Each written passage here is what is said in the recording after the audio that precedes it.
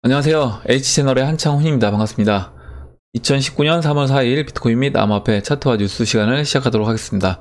먼저 댓글로 좋은 의견과 질문, 정보 공유해 주시는 분들에게 감사 말씀드리고, 오늘 순서는 일단 중국 상해지수 간단하게 체크를 하고, 그 다음에 이제 비트코인, 그 다음에 지난번에 이제 유지양님이 질문해 주셨던 모네로, 그 다음에 라이트코인, 웨이브, 리플, 이더리움, 알트코인 이렇게 이제 보도록 하고, 그 다음에 이제 베네수엘라 관련된 뉴스들 같이 이제 설명을 드리도록 하겠습니다.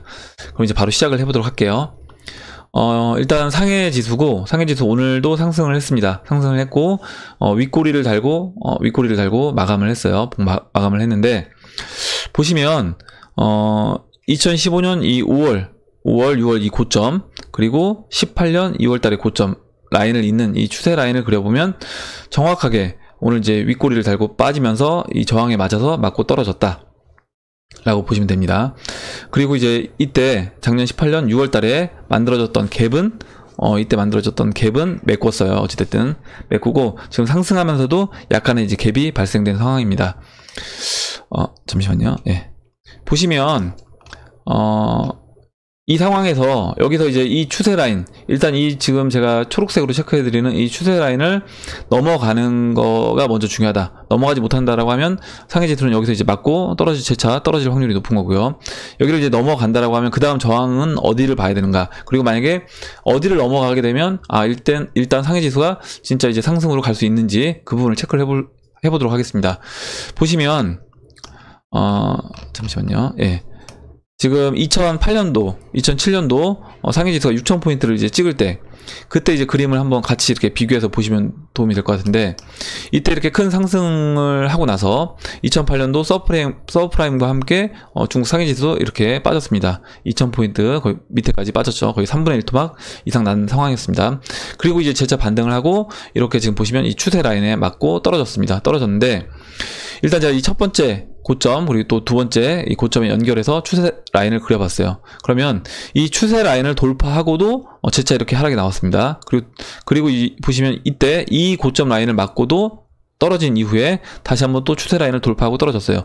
그래서 여기서 첫 번째 상승이 있었던 고점인 3460, 상해지수로 3460, 이때 라인 이 3460을 넘어가 줘야지만이 어떻게 보면 상해지수는 다시 상승장으로 갈 수 있다라고 이제 볼 수 있었던 부분인데, 이때 이제 넘어가지 못하고 계속 재차 하락하면서 2000포인트 아래까지 지금 거의 상해도 보면 2009년도부터 장기간에 걸쳐서 2014년도 5년간 이렇게 수렴을 했었습니다.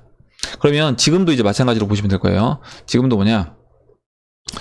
지금도 지금 상해지수는 현재 지금 2018년 이 1월 고점 라인이 보시면 3580입니다. 3580.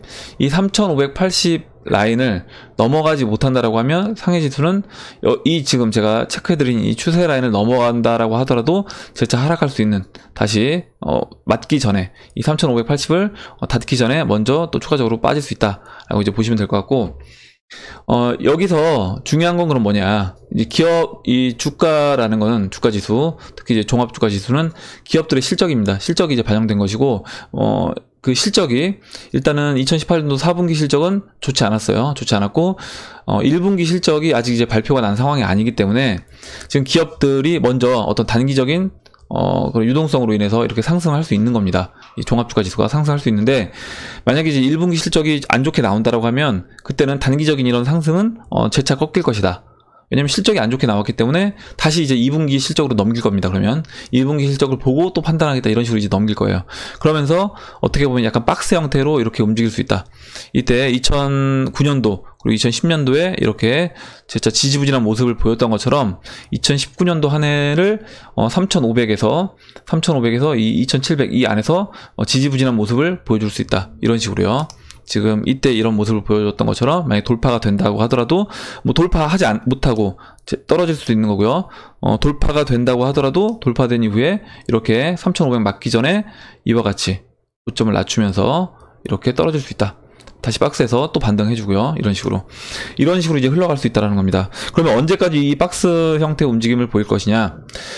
그 옐런 의장이 얘기했던 그러니까 올해 2019년도 말, 2020년도 초에 만약에 금리 인하를 본격적으로 한다라고 하면 그때부터 금리 인하 시점부터 저는 주식시장도 같이 본격적으로 하락을 할 거다라고 보고 있고, 그때부터 이제 본격적인 하락이 나온다라고 하면 제가 말씀드렸던 한 9개월 정도 기간을 두고 거의 채널 하단부까지 떨어지는 그런 모습을 보일 거다라고 보고 있습니다. 그러면 올 한 해는 이 정도 안에서 박스 움직임을 이제 보여줄 수 있다라고 이제 보시면 될 것 같아요. 예, 상해 지수는 이렇게 이제 설명드리고 넘어가도록 하겠습니다. 그럼 이제 비트코인을 보도록 하겠습니다. 예, 비트코인 4시간 봉인데 보시면 4시간 봉인 달러 차트고요. 보시면 제가 지난번에 이렇게 그 2월 24일 날 급락이 나온 이후에 그 하락형 플래그 패턴 을 보일 수 있다라고 말씀드렸고, 이제 모양이 어느 정도 갖춰지는 것 같았는데, 그 전에 이 상승 채널이 깨지면서 누웠습니다. 누웠고, 지금 날짜로는 그때 제가 예상을 어떻게 했었냐면, 제가 예상했던 부분은 이런 식으로 이제 예상을 했었죠. 여기서 이렇게 그려보도록 하겠습니다. 이렇게 이런 식으로 상승 채널을 만들어주고, 그 다음에 다시 N자 하락해서 3월 4일쯤에 이때 이 지지 라인, 이 추세 라인까지 빠지는 그런 하락을 보여줄 수 있다라고 말씀드렸는데, 일단 오늘 약간의 하락이 나왔어요. 하락이 나왔는데 보시면 이제 4시간 봉에서 202평선에서 일단은 반등이 나와 있는 모습이다라고 보시면 될 것 같고, 여기서 지금 보시면 지금 이 지지받았던 지난번에 3700 2월 8일 날 고점 역할을 했던 3700 라인이 일단 깨져 있는 상태입니다. 4시간 봉에서 깨져 있는 상태이기 때문에 이 202평선을 지지받지 못한다라고 하면 추가 하락해서 보시는 이 추세 라인 인 3,500달러 언저리까지 이제 하락을 할 수 있다 라고 말씀드릴 수 있고, 이렇게 이제 되면 제가 지난번에 이렇게 말씀드렸을 거예요. 뭐냐면 만약에 개인들을 세력이 좀 지치지 않게 한다라고 하면 여기서 이 채널 따라서 올라가다가 그냥 이 4,200달러를 넘어가 준다라고 하면 사실 개인들 입장에서는 심리적으로 뭐 크게 부담 가질 이유가 없습니다. 왜냐면 조금씩 어찌됐든 매일 상승을 했고, 그 이후에 4,200달러를 넘어가 준다라고 하면 개인들이 이제 느끼는 심리적인 부분은 굉장히 좋을 수가 있어요. 근데 지금 이렇게 또 상승하는 것처럼 보여주다가 급락이 나오고 다시 또 상승하는 것처럼 흐름을 보여주다가 4시간 봉에서 120평 깨지고 지금 현재 이제 202평선에서 지지를 받고 있긴 하지만 이 자리도 좀 위태로워 보인다. 물론 여기서 이제 물론 202평선 맞고 다시 반등할 수는 있는 겁니다. 근데 여기서 이제 이 202평선까지 무너진다라고 하면 아마 지금 3,700달러 라인에서 지지받을 것을 이제 기대했던 그런 개인들이 다시 또 이제 손절할 수 있는 그런 자리가 됐다라고 이제 보시면 될 것 같고, 이거 제가 말씀드리는 손절이란 거는 단타를 하시는 분들 말씀드리는 거예요. 이런 단기적인 어떤 추세 라인을 보고 단기 매매하시는 분들, 아니면 뭐 마진 거래 하시는 분들, 뭐 레버리지 사용해서 이런 분들 같은 경우는 이제 잘라야 되니까 분명히 이제 심리적으로 부담을 느낄 수 있는 그런 자리다라고 이제 보시면 될 것 같습니다. 어찌됐든 여기서 여러분들 마음속으로는 3,500달러까지도 충분히 눌러줄 수 있다. 근데 3,500달러만 훼손하지 않는다라고 하면 반등해서 다시 저는 올라갈 수 있다라고 보고 있습니다. 왜 그러냐면 다시 한번 크게 놓고 이제 볼게요. 지금 제가 빨간색으로 그려드린 이 추세 라인이 저는 됐다라고 이제 본 겁니다. 돌파가 됐고 이렇게 지금 눌러주는 건데, 돌파 후에 눌림목인데, 눌림목을 굉장히 좀 진짜 개인들이 느끼기에 심리적으로 좀 짜증나게끔, 그리고 스트레스를 많이 받게끔 세력들이 지금 만들어주는 그런 모습이다라고 이제 보시면 될 것 같습니다. 예, 이렇게 설명드리고 넘어가도록 할게요. 물론 이제 4시간 봉에서 보시는 이 갈색 200형 평균선이 이제 돌아 나가고 있기 때문에 지금 아까 이제 202평선에서 일단 반등이 나왔잖아요. 그래서 이 자리에서 이제 반등 나오고 그냥 올라가 준다라고 하면 좀 더 심리적으로는 좀 스트레스는 좀 덜 받을 거라고 이제 보고 있습니다. 예, 이렇게 설명드리고 다음 이제 모네로로 넘어가도록 할게요. 모네로는 지금 보시면 제가 지난번에 이제 말씀드렸던 이 빨간색 추세 라인 돌파됐고 삼각 수렴한 이후에 재차 하락했습니다. 하락하고 이 하락 추세를 다시 또 넘어가 줬죠. 보시면 제가 그리진 않았는데 이 하락 추세를 돌파를 해주고요. 다시 이렇게 눌러주면서 지금 박스 안에 갇혀 있는 모습입니다. 근데 이제 보시면 장기 이동평균선들 200일 이동평균선하고 120일 이동평균선들이 완전히 지금 아래로 내려와 있는 상태예요. 완전히 아래로 내려와 있는 상태고, 지금 제가 이 빨간색으로 그리는 이 추세 라인 보시면 이 고점과 고점을 잇는 추세 라인이 지금 122평선과 이제 202평선 사이에 껴 있습니다. 그래서 이번에 만약에 이 추세 라인을 돌파해서 넘어가 준다라고 하면 그때는 이제 모네로도 BTC 마켓에서 상승으로 갈 수 있다라고 보고 있고, 지금 이 추세 라인의 꼭지점이 5월 22일입니다. 근데 이 꼭지점까지 뭐 마찬가지로 이 꼭지점 끝까지 갈 것이냐, 근데 그렇진 않을 거라고 이제 보고 있고, 적어도 이제 한 3분의 2점 그러면 뭐 지금 뭐 사실 여기서 며칠 더 횡보한 이후에 이제 반등이 나와도 이상하지 않은 흐름이고요. 좀 더 이제 끈다라고 하면 3월 말까지 좀 더 수렴하는 모습을 보여준 이후에 그 다음에 이제 120평선 내려오고 120평선 위로 안착하고 120일 이동평균선을 돌려 세우면서 그 다음에 상승 흐름을 이어간다라고 하면 모네로는 BTC 마켓에서 좋은 흐름을 이제 보여줄 거다라고 보고 있습니다. 그리고 이제 지금 저항 라인으로는 이 추세 라인이 있고요. 첫 번째, 그리고 그 다음으로 0.0135 라인이 이때 이제 보시면 작년 8월 달에 지지 라인이었고, 이때 또 이제 지지 잠깐 해주고 무너진 이후에 저항 라인으로 이제 계속 작용됐던 라인입니다. 세 차례 고점으로 작용됐고 맞고 떨어졌던 라인이기 때문에, 만약에 이 큰 삼각 수렴을 돌파해주고 0.0135 라인까지 넘어가서 안착해준다, 120일 이동평균선 위에서 안착해준다라고 하면 그때는 본격적으로 상승 흐름을 갈 수 있다라고 이제 보고 있습니다. 예, 모네로 이렇게 설명드리고 넘어가도록 할게요. 다음으로 이제 라이트코인을 보도록 하겠습니다.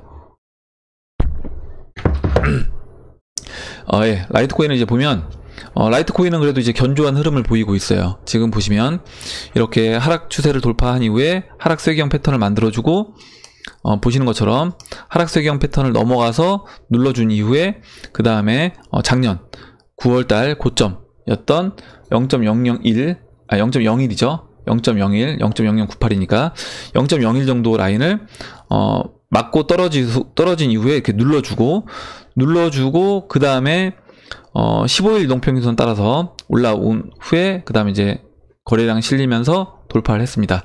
돌파하고 지금 보시면 지금 이때 이 저항 라인, 작년 이제 6월 27일 저항 라인으로 작용됐던 0.013 이 라인을 이제 넘지 못하고 지금 두 번 맞고 떨어졌어요. 그리고 세 번째 지금 도전했다가 다시 좀 눌러주고 있는데, 여기 지금 계속 이제 견조한 흐름을 보이고 있고, 4시간 봉을 한번 보시면 수렴을 하고 있습니다. 지금 지워볼게요. 보시면 이렇게 수렴을 하고 있어서 이 수렴한 이후에 여기서 이 수렴에서 상승으로 넘어가 준다라고 하면 그때는 0.013 라인을 돌파해서 재차 이제 상승 흐름을 이제 보여줄 수 있다라고 보고 있고, 아직까지 이제 그 처음에 먼저 상승했던 뭐 웨이브, 그 다음에 트론 갔고, 그 다음에 이제 라이트코인 가고 있는데, 라이트코인은 웨이브랑 트론보다는 조금 느린 모습을 보여주고 있어요. 이때 돌파할 때도 웨이브, 트론은 보시면 일봉에서 한번 설명드려볼게요. 웨이브랑 트론은 사실 이때 그 장기 이동 평균선 넘어가 주면서 바로 넘어갔습니다. 보시면 웨이브와 트론은 바로 넘어갔는데, 지금 라이트코인 같은 경우는 이때 장기 이동 평균선 넘어간 후에 한번 크게 눌러주고 여기서 한 20일 정도, 한 달 정도 보내준 이후에 다시 돌파가 됐습니다. 물론 다른 알트코인들보다는 그래도 라이트코인이 강한 편인데, 여기서도 마찬가지로 웨이브와 트론은 보시면 한번 뚫어준 이후에 바로 또 상승해서 넘어갔는데, 지금 라이트코인 같은 경우는 15일 이동평균선을 깨면서 재차 다시 수렴하고 다시 에너지를 모으고 있는 모습이다 라고 이렇게 이제 보시면 될 것 같습니다. 그래도 어찌됐든 라이트코인이 다른 알트코인들 중에서는 웨이브, 그 다음에 트론 이후로 이제 강한 종목이다 라고 이제 보시면 될 것 같아요. 대형 알트코인들 중에서 말씀드리는 겁니다. 물론 이제 시총 좀 더 낮은 코인들은 더 좋은 모습을 보인 코인들이 있어요. 뭐 링크라든가 이런 코인들은 시총 이제 30위권 좀 넘어가는 코인이긴 한데, 사실 BTC 마켓에서도 정고점을 넘어갔기 때문에 그런 코인들도 있습니다. 그리고 이제 라이트코인 이렇게 설명드리고 다음으로 이제 웨이브를 보도록 하겠습니다. 웨이브 한번 일봉에서 한번 체크를 해드릴까요? 지난번에 이제 보시면 웨이브는 여기 보시면 아까 이제 라이트코인하고 다른 점이 뭐냐면 웨이브는 지금 이때 이런 저항 라인을 그냥 그 장기동 평균선 넘어가 주면서 바로 돌파해 버렸어요. 돌파하고 눌림목을 주긴 줬는데 보시는 것처럼 15일 이동평균선을 훼손하지 않고 가격 조정을 세게 단기간에 받고 그냥 올려버렸습니다. 이렇게. 그러니까 이때 돌파할 때도 바로 돌파하고요. 돌파한 이후에 쉬어줄 때도 굉장히 짧은 시간 쉬어주고 넘어가 줬습니다. 근데 지금 라이트코인 같은 경우는 지금 이 자리에서 시간을 꽤 오래 이제 보내고 있는 거예요. 이때도 이제 시간을 오래 보냈고 지금 돌파한 이후에 이 자리에서도 시간을 오래 보내고 있는 거다. 그러면 이제 라이트코인은 제가 봤을 때는 아직도 파동으로 봤을 때 이 정도 한 2번의 파동이 더 남아있지 않나라고 이제 보고 있는 겁니다. 웨이브는 이제 그 5파를 다 하고 엘리엇 5파를 다 하고 보내고 그 다음에 이제 지금 쉬어주고 있는 거고요. 웨이브도 마찬가지고 이제 트론도 마찬가지고요. 그렇게 보고 있습니다. 예. 웨이브 설명드리자 말았죠. 웨이브 이제 보시면 일봉에 4시간 봉에서 이제 설명드릴게요.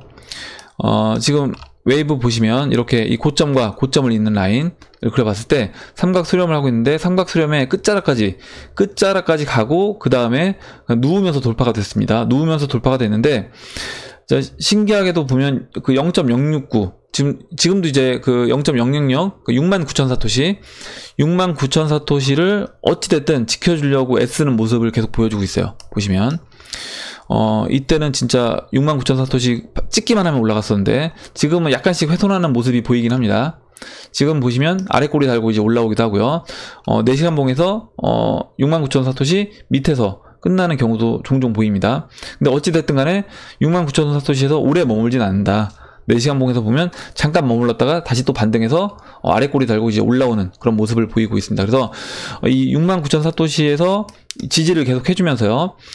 이동평균선, 장기이동평균선 지금 4시간 봉에서 이 장기이평선이 이렇게 쭉 내려온다고 하면 시간을 좀 더 보낸 이후에 다시 상승 흐름을 저는 보여줄 수 있다라고 보고 있습니다.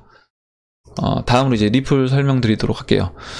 리플도 사실 그 웨이브와 트론 올라가기 전에 이제 리플이 어떻게 보면 먼저 이렇게 대형 알트코인들 중에서 작년에 치고 이렇게 올라갔던 종목입니다. 치고 올라가고 굉장히 오랜 기간 동안 아마 이제 리플 들고 계신 분들은 특히 이때 300원에서 이제 900원까지 거의 3배가량 상승할 때 또 그때 막 그 800원, 900원대 신규로 들어오신 분들이 아마 굉장히 스트레스를 받고 계신 것 같더라고요.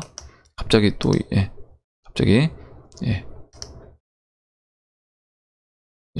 죄송합니다. 그런데 일단은 지금 먼저 대형 알트코인들이 크게 상승해준 이후에 지금 시장이 상승장으로 돌아서지 않았기 때문에 그러니까 지금 왜 이렇게 대형 알트코인들이 먼저 치고 갔는데 BTC 마켓에서 전고점을 넘어가 주지 못하느냐. 저는 이제 그 이유는 비트코인이 완전하게 지금 상승장으로 갔다라고 이제 볼 수가 없기 때문에 대형 알트코인들도 먼저 치고 가지 못하고 계속 한 종목씩 올라가고는 있지만 거기에서 쉬어주고 있는 거다. 왜냐면 그 비트코인 도미넌스를 이제 무너뜨리지 않기 위해서 그렇게 저는 이제 순환매를 돌리고 있다라고 보고 있습니다. 그러면 리플도 마찬가지예요. 리플도 이때 작년 이제 9월달에 큰 상승해주고 지금 작년 9월달부터니까 벌써 몇 개월이에요. 10, 11, 12 그리고 1, 2 거의 이제 한 5개월에서 6개월 정도 그 5개월에서 6개월 정도를 지금 이 안에서 BTC 마켓에서 이렇게 움직이고 있는데 사실 이제 원화 마켓에서 고점에 또 물렸던 분들 같은 경우는 거의 한 3분의 1 토막 그런 난 느낌이기 때문에 굉장히 이거 못해 먹겠다. 리플 이제 진짜 오늘이었죠. 오늘 아침에 제가 리플 댓글 읽어드린 것처럼 야 리플 올해 안에 1,000원 넘기기도 힘들어 보인다. 이런 약간 좀 비관적인 글들이 이제 보이기 시작합니다. 근데 제가 이제 계속 말씀드렸던 것처럼 리플은 아마 이제 이 작업을 몇 번 더 할 거다. 라고 말씀드렸고 지금 보시면 이제 BTC 마켓에서 이렇게 한번 치고 올라가고요. 눌러주고 치고 올라가고 눌러주고 위로 이렇게 치고 올라가고 눌러주고 하면서 지금 하락 채널 안에 일단은 지금 현재는 갇혀있는 모습입니다.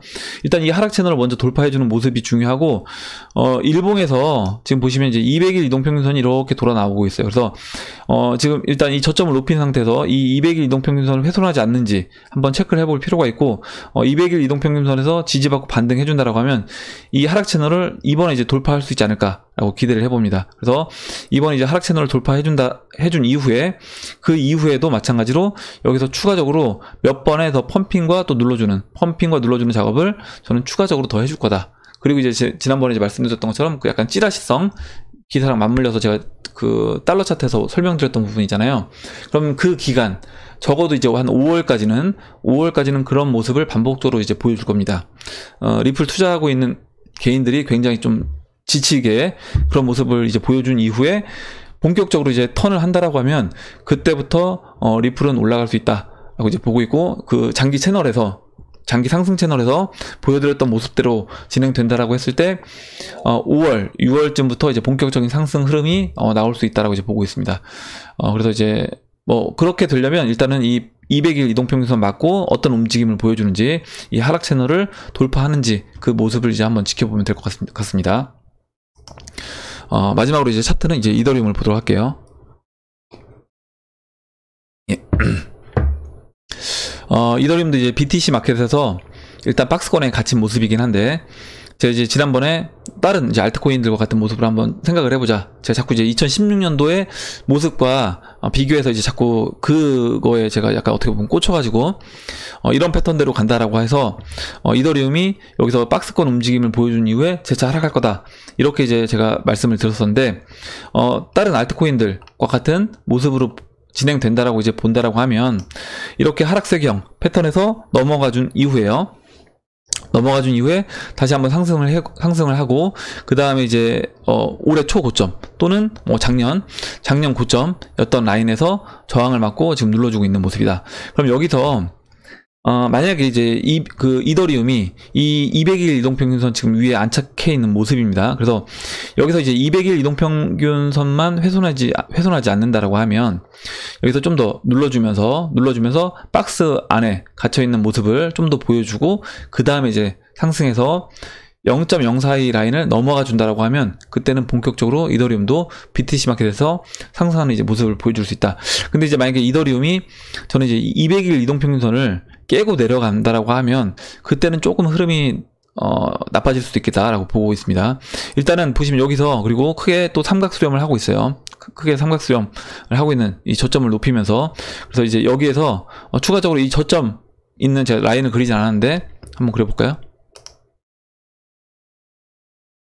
예, 이렇게 좀 더 지금 이 라인으로 그려볼게요.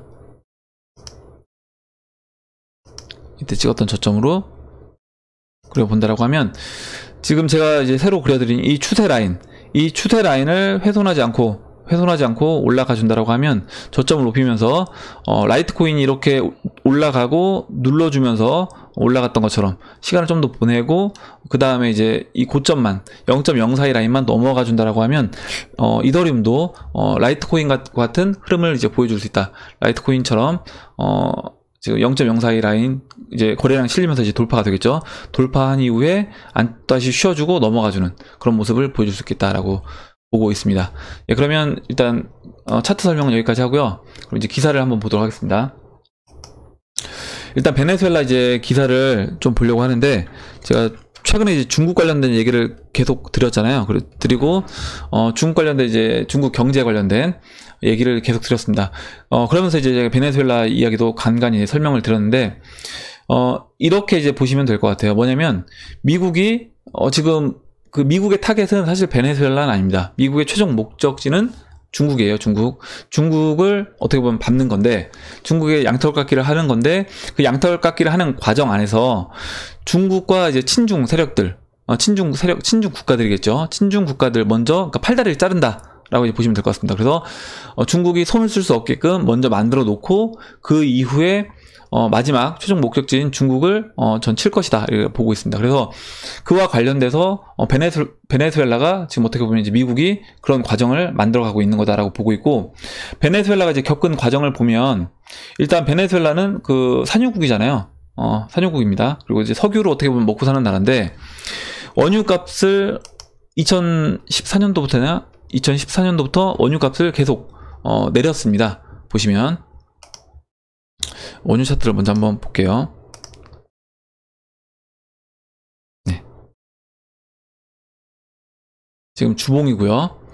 주봉이고 이 서브프라임 때 이제 빠진 거 제외하고 그 이후에 반등이 나온 이후에 거의 100달러 이제 안팎에서 놀고 있다가 2014년도부터 재차 이제 하락을 했습니다. 하락하면서 어떻게 보면 이때부터 베네수엘라 경제 상황이 굉장히 안 좋아지기 시작한 거죠. 그러면 2014년도에 베네수엘라를 이렇게 그 석유 가격이 이렇게 빠지면서 결국에 이 석유 가격을 뺀 금융 세력이겠죠. 금융 세력에 노리는 것은 무엇이었나? 그러면 베네수엘라 먼저 그 친중 국가 중에 하나였던 베네수엘라를 이제 손 본 거다라고 이제 보시면 될 것 같습니다.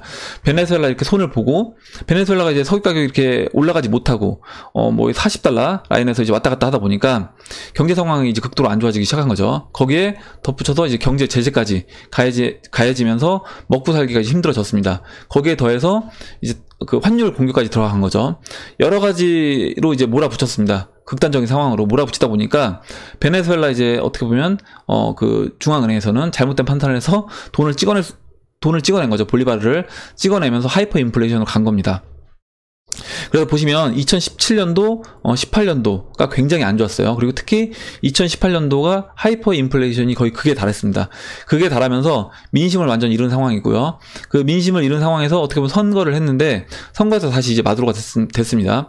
제가 그때 이제 한번 아마 작년이었나요? 제가 그 베네수엘라 얘기 드릴 때 베네수엘라 국민들은 도대체 뭐 하는지 모르겠다. 왜 저런 마두로를 또 뽑는지 모르겠다 했는데 그 선거 조작이 됐다. 이런 얘기도 이제 많이 들리고 있고 그걸 이제 부정하면서 이제 과이도가 나온 거죠.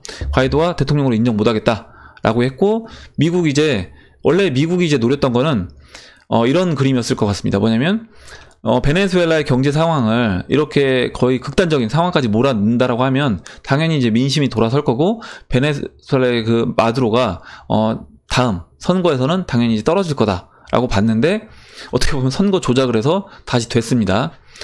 그렇게 딱 하고 보니까 미국 입장에서 원래 이제 미국 금융 세력 입장에서 노렸던 부분은 당연히 이제 민심이 이제 돌아선 상태에서 선거에서 떨어지고 자신들이 원하는 그런 라인에 어떤 사람을 앉히려고 했는데 대통령으로. 근데 이제 다시 또 해먹은 거예요, 마두로가. 친중 세력인 마두로가 대통령을 또 했습니다.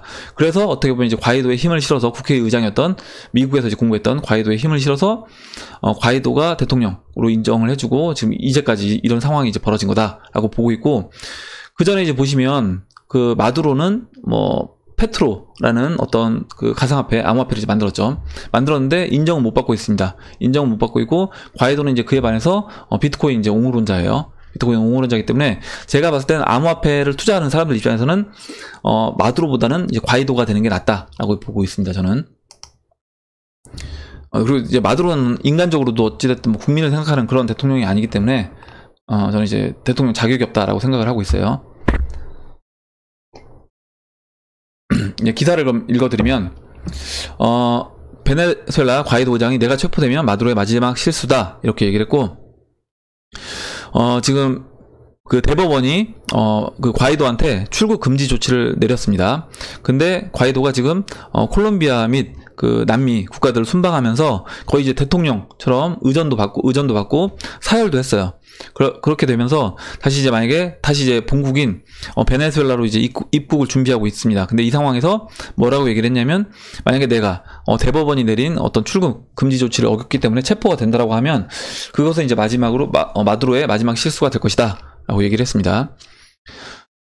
이렇게 얘기를 했고 지금 과이도 의장의 자산을 동결하고 출국 금지 명령을 내렸습니다. 검찰의 요청을 수락해서 이렇게 했는데 미국이 이제 자국에 있는 베네수엘라 정부 소유의 은행 계좌와 자산 통제권을 과이도 의장에게 넘긴 데 따른 맞불 조치다라고 이제 보시면 되는 거고 과이도는 출국 금지 명령을 어기고 브라질 그리고 파라과이, 아르헨티나 지도자들을 잇따라 이제 방문해서 지금 우리 콜롬비아까지 방문해서 거의 이제 대통령 자격과 맞먹는 그런 해서 의전도 받고 사열도 받고 했더라고요. 그래서 과이도 의장은 콜롬비아 국경을 넘은 이유에 대해서 인도주의적 지원을 받기 위해서뿐만 아니라 마두로에게 압력을 가하고 지역 지도자들의 지지를 강화하기 위해 떠났다. 이렇게 얘기를 했습니다. 그리고 현재 베네수엘라 군인들의 이탈 분위기에 대해서 과이도 의장은 약 80%에 달하는 군부 세력들이 나를 지지하고 정권을 배격한다며 계속 군대에 남아서 버티는 사람들은 장성급일 뿐이다. 장성급들이 그러면 왜 마두로를 지지하느냐? 당연히 이제 마두로한테 먹은 게 있기 때문에 어쩔 수 없이 저는 마두로를 지지하고 있다라고 이제 보고 있습니다. 근데 아마 장성급 중에서도 장성급 중에서도 분명 이제 배신하는 사람들이 나올 거예요. 자신들 자산에 대해서 어떤 뭐 자산 동결 조치를 받는다거나 그렇게 되게 되면 당연히 이제 다시 과이도 쪽으로 붙는 그런 장성들이 전 나올 거다라고 보고 있습니다. 누가 먼저 넘어가느냐, 한두 명이 넘어가 준다라고 하면 아마 그 장성들도 마찬가지로 다 과이도 쪽으로 넘어갈 거라고 이제 보고 있습니다. 예, 이렇게 보고 다음 기사 보도록 할게요.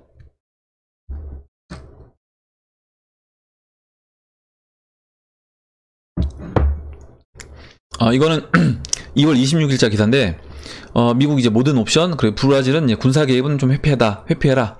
그래서 베네수엘라 해법 대립 이렇게 나왔습니다. 그래서 지금 그 펜스 부통령은 베네수엘라 반정부 세력과 100% 함께 있다. 그러니까 과이도와 100% 함께 있다 이렇게 얘기를 하는 거죠. 니콜라스 마두로 대통령을 향해서는 모든 선택지가 테이블 위에 있다고 이제 경고를 했습니다.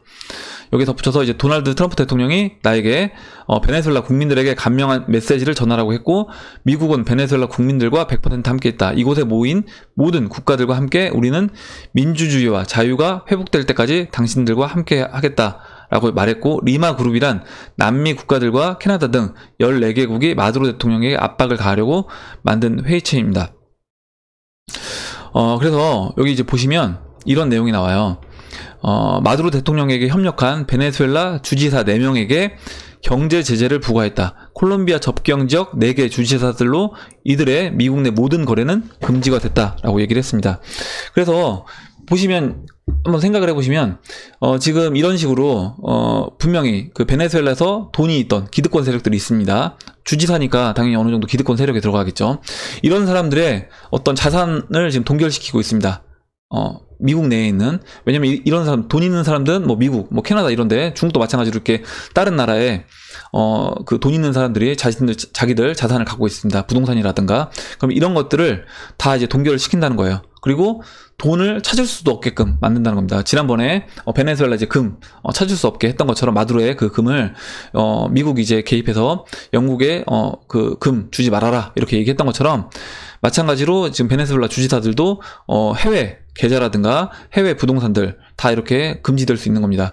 그러면 자신들의 어떤 해외 자산이 동결된다라고 하면 이들이 이제 갈 수 있는 부분은 어디냐? 저는 이게 만약에 이 사람들이 갖고 있는 다른 달러들, 자신들이 갖고 있는 달러들이 있다라고 하면 그거를 또 해외 계좌에다 돈을 넣는다라고 했을 때는 이게 어떻게 동결될지 모르기 때문에 어떻게든 자신들이 언제든지 뺄 수 있는 그런 자산으로 돈을 옮기고 싶을 거다. 그렇다라고 하면 지난번에 그 베네수엘라 경제학자가 얘기했던 것처럼 저는 당연히 이 암호화폐가 그들 머릿속에는 생각날 거다 이렇게 보고 있습니다. 그리고 제가 이제 베네수엘라 이런 그런 사정을 계속 말씀드리는 이유는, 지금 미국이 베네수엘라 2014년도 유가를 조정하면서 그리고 환율 공격하고요. 유가 조정, 환율 공격을 통해서 베네수엘라를 거의 이제 어떻게 보면 제대로 된 어떤 나라의 형태로 유지가 되지 않게끔 시스템이 경제 시스템이 작동되지 않게끔 완전 망가뜨려 놨습니다. 이 상황에서 자신들이 원하는 대통령을 지금 딱 앉혀놓으려고 하는 거예요.